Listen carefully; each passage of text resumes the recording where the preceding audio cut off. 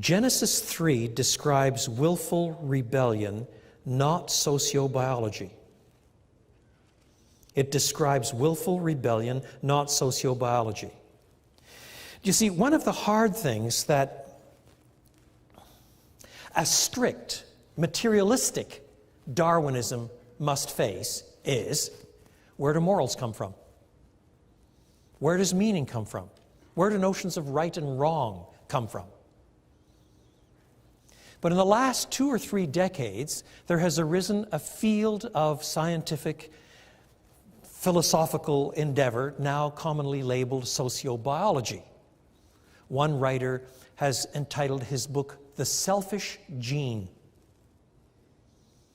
in which he argues,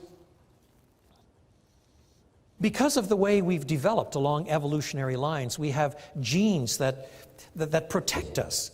Those genes which move us toward certain behavior are going to keep alive those people that have the genes that perform the behavior that is most advantageous to living.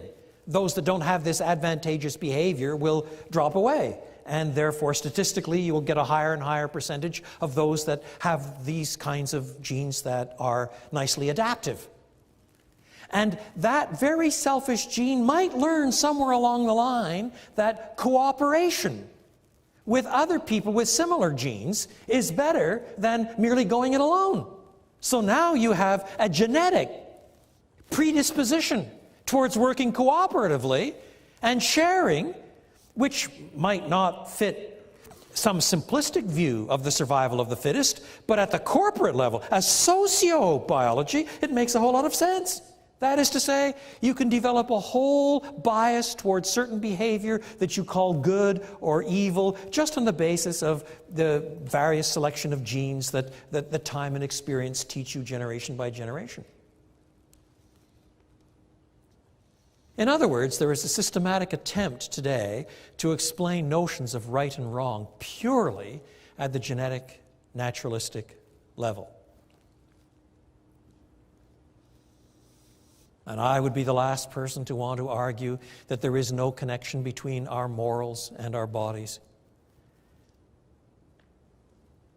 between our wills and spirits and our heritage and background, including our genetic makeup. We are whole beings. All of them interact together.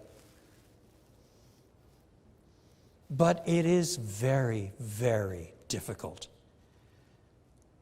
to imagine people volunteering to sacrifice their lives for the sake of others, taking pain in their place.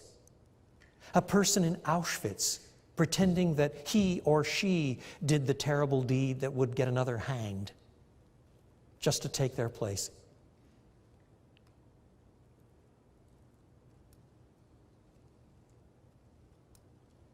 It's hard to think of that as merely adaptive behavior.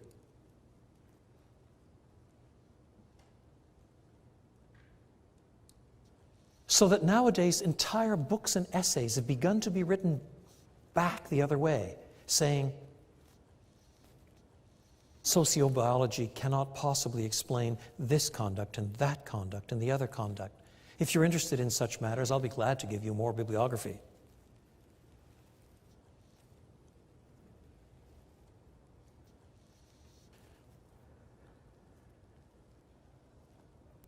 There's a chap called Pete Lohman who wrote A Long Way East of Eden.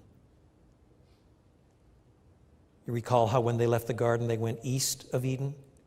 Simply to show that the account of the fall makes much more sense of the dilemmas and perversions and twisted livings in the world than any other explanation.